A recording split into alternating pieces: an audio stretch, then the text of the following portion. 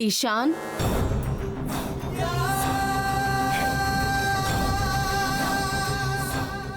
देखिए बुआ जी, अभी मुझसे किसी से भी बात करने का मन नहीं है। प्लीज मुझे अकेला रहने दीजिए। ईशान तो गौरी पर बहुत नाराज होकर बैठा है। यही तो सही वक्त है इसकी भावनाओं के साथ खेलने का। देखो ईशान, तुम्हारे दिल की इस वक्त क्या हालत हो सकती है वो मैं बहुत अच्छी तरह से जानती हूँ, यकीन मानो। मतलब तुम जिस तरह से अपनी पत्नी के लिए इतना सब कुछ करते हो, इतनी लड़ाई, इतने झगड़े, इतना सब कुछ, उसी पत्नी का घर लौटने के बाद अगर घर पर मन ना लगे तो फिर ये तय हो चुका है कि तुम्हें बुरा तो लगेगा। अरे घर लौटते ही वो कौन सा लड़का है ना, उसका बचाव करने चली गई। अरे नहीं, ये किसी भी औरत का करना उचित नहीं है। आप यहाँ क्या करने आई हैं बुआ जी? मेरे पास गौरी की शिकायत करने आई हैं आप? बुआ जी, अगर ऐसा है तो एक बात जान लीजिए, इसका कोई भी फायदा नहीं होने वाला। आप बेकार की कोशिश कर रही हैं। ईशान, तुम मुझे बिल्कुल गलत समझ रहे हो। मैं तुम्हें गौरी को लेकर कुछ भी कहने क्यों आऊंगी? तुमने तो खुद ही कह दिया है कि सब कुछ अच्छा बुरा मैं समझ लूंगा। मैं सिर्फ एक ही बात कहूंगी, तुम्हारी बीवी बहुत ही बड़ी बेवकूफ है। हाँ, वो बेवकूफ ना कहूँ तो क्या कहूँ?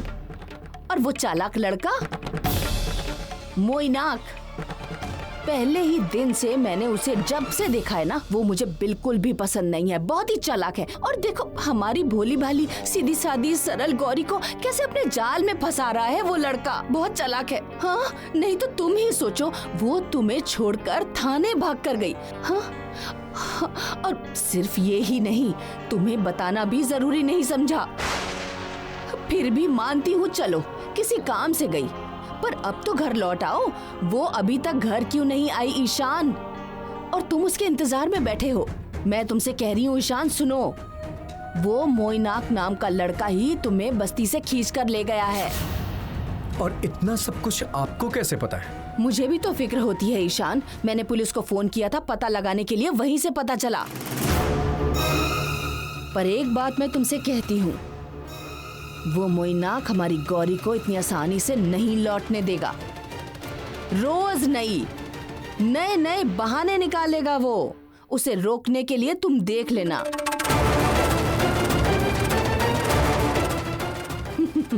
मुझे जो आग लगानी थी मैंने लगा दी। विस्फोट तब होगा जब गौरी आएगी।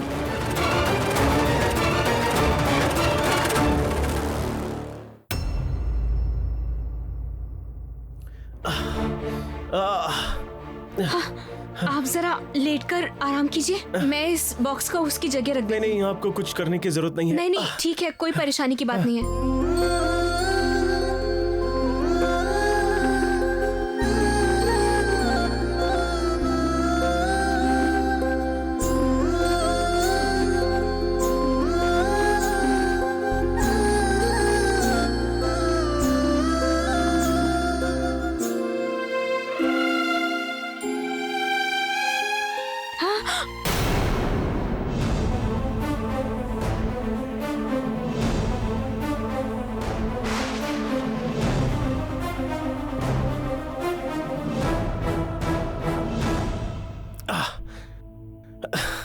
वो किसकी फोटो थी? देखकर ऐसा लग रहा था कि वो है किसी की तस्वीर। ऐसा कुछ नहीं है।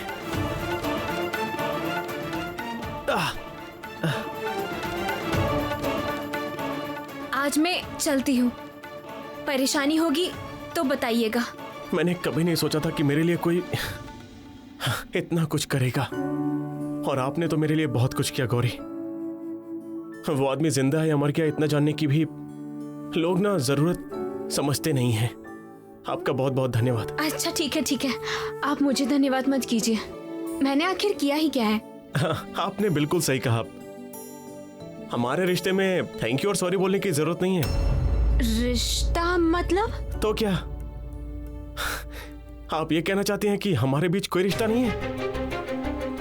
गौरी, क्या हम दोनों दोस्त नहीं हैं? दोस्त? आपकी और मेरी सोच बिल्कुल एक जैसी ही है, और फिर हम दोनों ही माँ के भक्त हैं।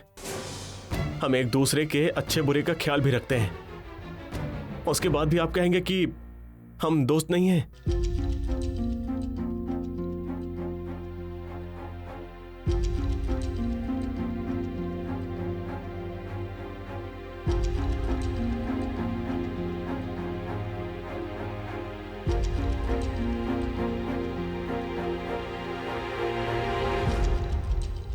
ठीक है, आज से हम दोनों दोस्त हैं।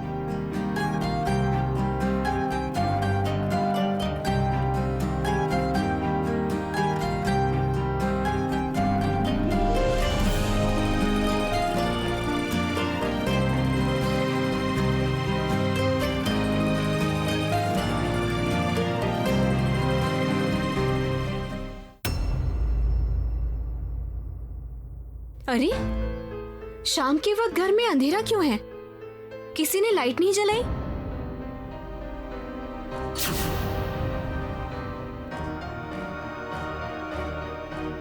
आप घर आ चुके हैं? इस तरह अंधेरे में क्यों बैठे थे?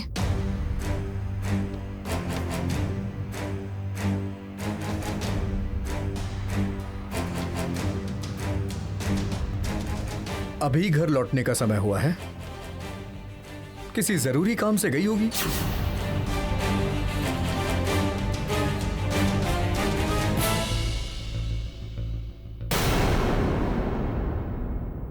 क्या कर रहे हैं डॉक्टर साहब आप? गौरी, तुम क्या कर रही हो? इतना सब कुछ होने के बाद भी तुम उस लड़के के पास चली गई। गौरी, जब तुम घर पे आई तो देखी ना कितना कुछ हुआ। उसके बाद भी तुम उस लड़के के पास चली गई। गौरी, मैं अपनी बात जाने देता हूं। अपनी बेटी तुम्हें एक बार भी याद नहीं आई? उसे भी भूल गई तुम। और इतना ही काफी नहीं है, तुम उसे उसके घर तक छोड़ने भी चली गई थी। क्यों गौरी? वो तो आदमी है ना, सारी जिम्मेदारी तुम्हारी ही है क्या? गौरी, एक बात मैं सीरियसली जानना चाहता हूं। आखिर तुम सोच क्या रही हो गौरी? आखिर आपके मन में क्या चल रहा है डॉक्टर साहब? मैनाक को लेकर आपके दिमाग में क्या चल रहा है? सिर्फ शक हुआ इसलिए आपने उसे गिरफ्तार करवा दिया डॉक्टर साहब। क्यों ऐसा किया आपने डॉक्टर साहब? मैंने कभी सोचा नहीं था कि आप इस तरह का गलत काम कर सकते हैं। क्यों एक निर्दोष इंसान को इतनी बड़ी सजा दी आपने, बताइए। तुम मुझसे सवाल पूछ रही हो? मैंने क्यों किया ये? क्यों किया जानती हो गौरी? जिससे कि तुम किसी मुसीबत में ना पड़ो। तुम्हारे भले के लिए किया। आज एक बाहरी लड़के के लिए तुम मुझसे जबान लड़ा रही हो। कमाल है। ये आप कैसी बातें कर रहे हैं डॉक्टर साहब? मैंने आपसे जवाब नहीं मांगा है। मैं तो समझ नहीं पा रही हूँ कि आखिर आप इन सब में एक बाहर के इंसान को क्यों ला रहे हैं। किस डर की वजह से आपने इतना बड़ा फैसला लिया, मैं बस यही जानना चाहती हूँ डॉक्टर साहब। आप मेरे हर सवाल का इस तरह जवाब क्यों दे रहे हैं? रहने दो गौरी, झूठे बहाने मत बनाओ। बहाने? मैं झूठे बहाने बना रही हूँ? और नहीं तो क्या गौरी? आज एक बाहरी लड़के की वजह से तुम मुझसे जवाब मांग रही हो, मुझे दोष दे रही हो, मुझसे सवाल कर रही हो, मुझ पे उंगलियां उठा रही हो। ये क्या हो गया है गौरी तुम्हें? अचानक से तुम्हारे अंदर इतना बदलाव कैसे आ रहा है? आप मुझे इतना ज्यादा गलत समझ रहे हैं डॉक्टर साहब। मैं सिर्फ इसीलिए गई थी ताकि हमारी वजह से कोई बेगुनाह सजा नहीं पाए। आप भी तो बिल्कुल इस तरह नहीं थे डॉक्टर साहब। आप ही बताइए, आप क्या सोच रहे हैं मेरे बारे में? जरा बताइए, आपको क्या लग रहा है कि मैं वहां पर क्यों गई थी? क्योंकि ये घर, ये परिवार तुम्हारे लिए इम्पोर्टेंट नहीं है गौरी। इवन अब मैं भी तुम्हारे लिए इम्पोर्टेंट नहीं हूं। डॉक्टर साहब,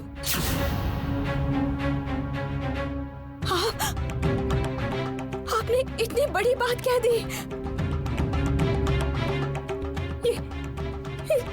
इतने सालों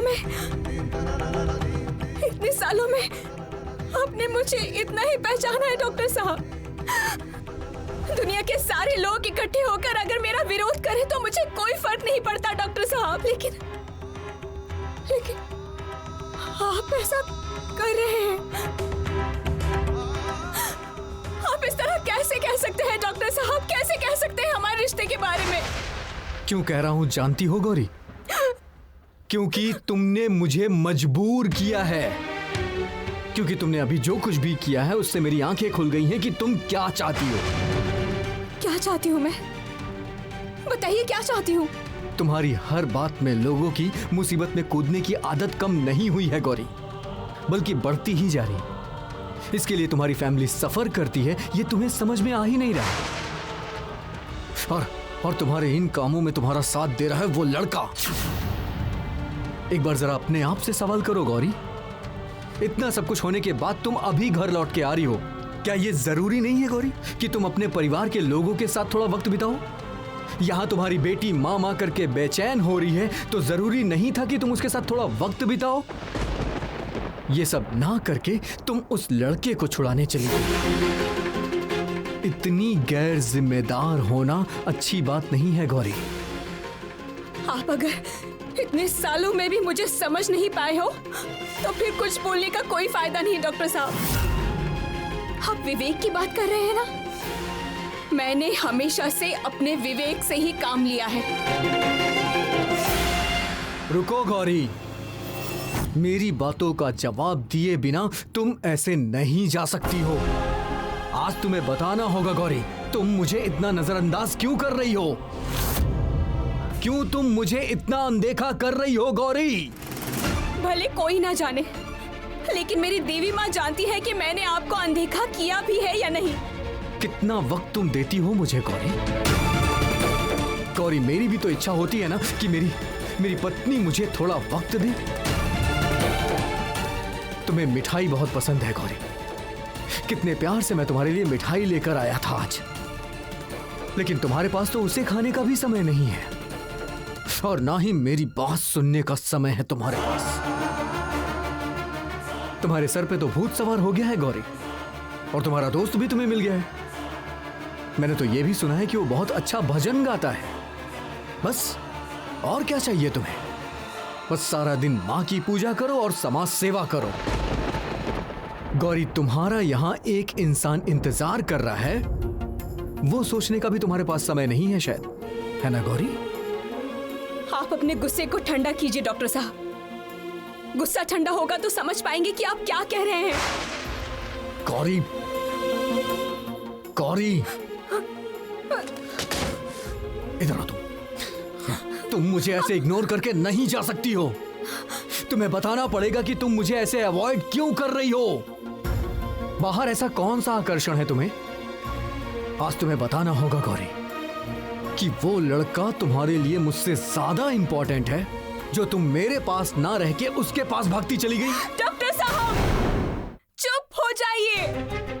मैंने मैनाक को लेकर कोई गलती नहीं की है। आपका दिमाग जब शांत हो जाएगा तभी आप समझ पाएंगे कि मैं आखिर क्यों गई थी। नए सिरे से अब मुझे कुछ और नहीं समझना है गौरी। तुम्हें क्या लगता है मुझे कुछ समझ में नहीं आता है? क्या सोच रहे हैं आप? मैं आपका इशारा बहुत अच्छे से समझ पा रही हूँ डॉक्टर साहब। मैं आपसे विनती कर रही हूँ कि दया करके आप अपने मन में इस शक को मत पलने दीजिए, नहीं तो आप ही को बहुत ज्यादा तकलीफ होगी। मेरे दुख कष्ट के बारे में सोचने के लिए जितना तुम्हारे पास समय है ना गौरी, उसे भी तुम प्लीज दूसरों के दुख ही दूर करने में बिताओ।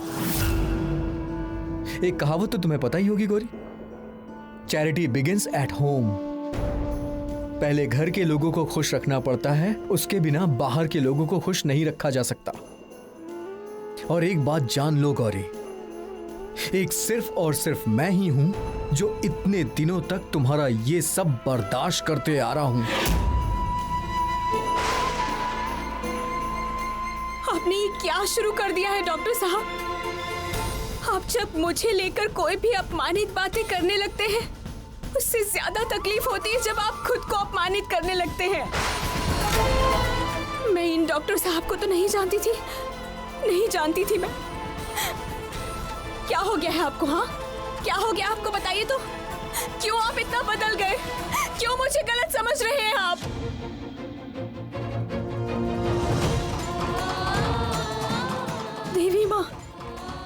देवी माँ, इनको क्या हो गया है माँ?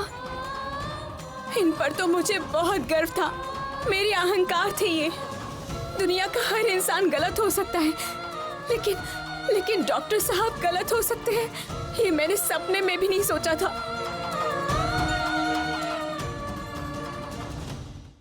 आप मेरे साथ किसी दिन इतना बुरा व्यवहार करेंगे, विश्वास कीजिए, ये मैंने कभी भी नहीं सोचा था, कभी भी नहीं।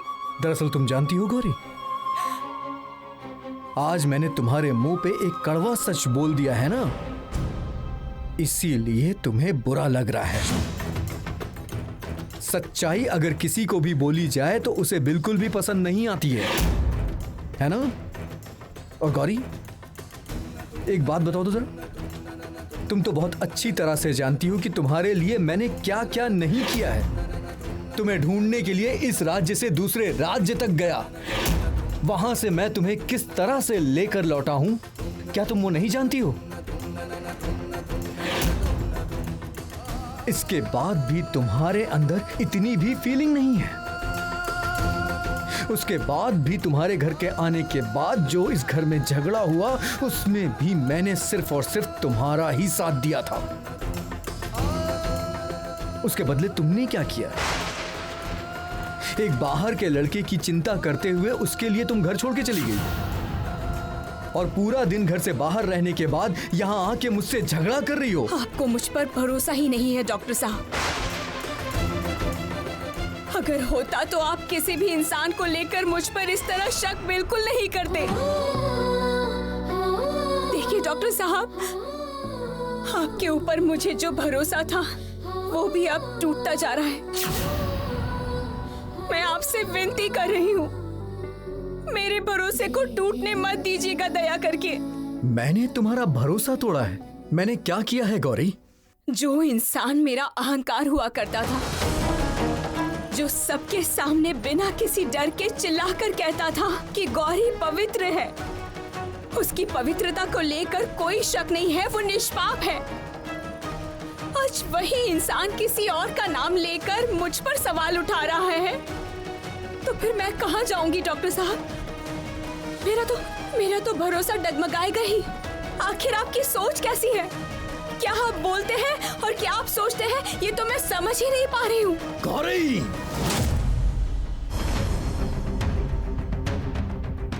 क्या हो गया? रुक क्यों गए? मेरे धैर्य की परीक्षा मत लो गौरी। मैं खुद भी नहीं जानता कि मैं क्या कर बैठूंगा। आप मुझ पर भरोसा नहीं करते हैं, यही ना डॉक्टर साहब? उससे पहले मुझे एक बात बताओ गौरी, आज इतने दिनों के बाद मेरी तुमसे मुलाकात हुई है, तो तुम्हारा बिल्कुल भी मन नहीं किया कि मेरे साथ तुम्हें कुछ वक्त बिताना चाहिए? वो ना करके तुम उस लड़के के पास क्यों गई गौरी? पिछले इतने दिनों से तुम्हें ढूंढने में मुझे जो परेशानी हुई, मुझे जो तकलीफ हुई, वो तुमने समझने की कोशिश की क्या गौरी? क्यों आप एक ही बात बार बार बोले जा रहे हैं डॉक्टर साहब? मैं जानती हूँ आप मेरे लिए क्या क्या कर सकते हैं, लेकिन इन सब बातों में मैनाक की बात क्यों आ रही है? आखिर हम पति पत्नी के बीच में वो क्यों आ रहा है? क्यों बार बार उसका नाम ले रहे हैं आप? माँ पापा झगड़ क्यों रहे हैं? मैं जाकर उन्हें झगड़ा बंद करने को कहती हूँ। जब वो झगड़ते हैं तो मुझे अच्छा नहीं लगता है। तारा सुनो, तुम दुखी मत हो। देखो, माँ पापा में थोड़ा झगड़ा होता ही रहता है, देखना वो खुद ही सुलझा लेंगे। तुम अभी इस कमरे में मत आओ। तुम एक काम करो, तुम मेरे साथ चलो। चलो।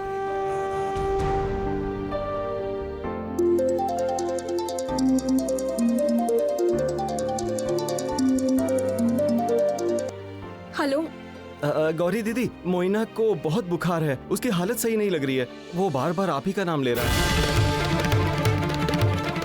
आप अगर आ जाती तो बहुत अच्छा होता। आएंगी क्या? हाँ, मैं अभी आ रही हूँ, आप चिंता मत कीजिए।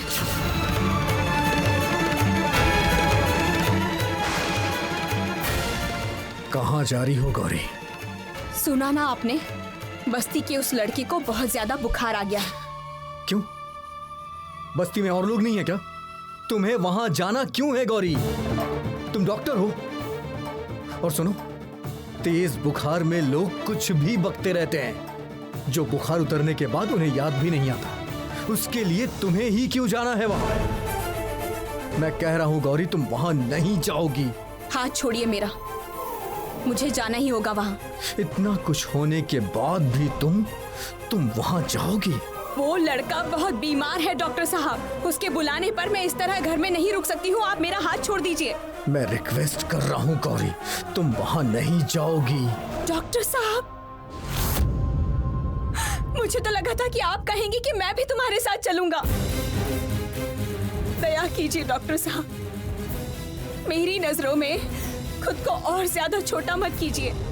यकीन मानिए, मुझे बहुत ज्यादा तकलीफ हो रही है जब आप मुझसे इस तरह की बातें कर रहे हैं। मुझे ये सब नहीं सुनना है गौरी, तुम वहां नहीं जाओगी बस। आप हर बात बहुत सोच समझ कर कहते हैं ना। सोचे समझे बिना तो आप किसी बात पर विश्वास नहीं करते। अब आपकी समझ कहाँ गई बताइए? मैं कह रहा हूँ इसलिए। मैं इतनी गिरी हुई नहीं हूँ डॉक्टर साहब। आप जब मुझे शादी कर कर इस घर में लेकर आए थे, तब से मैंने आपकी हर बात सुनी है, मानी भी है। लेकिन अब मैं एक बेटी की माँ हूँ, इसीलिए हर वक्त मुझे आपकी बात सुननी पड़ेगी, ऐसा नहीं है। ओह, तो ये बात है। अब जाकर पूरा मामला साफ हुआ है गौरी। तुम्हें पता है, इतने दिनों से मैं लगातार यही सोच रहा था कि पिछले कुछ महीनों से हमारे बीच में इतनी गड़बड़ क्यों चल रही है, इतनी लड़ाई झगड़े क्यों हो रहे हैं। आज पूरी बात समझ में आ रही है मुझे। अब तुम छोटी नहीं हो गौरी, यही असली वजह है। अब तुम बड़ी हो गई हो, आजाद हो गई हो, तुम्हारी सोच आजाद हो गई है। बल्कि अब मैं तुम्हारे सामने छोटा हो गया हूं।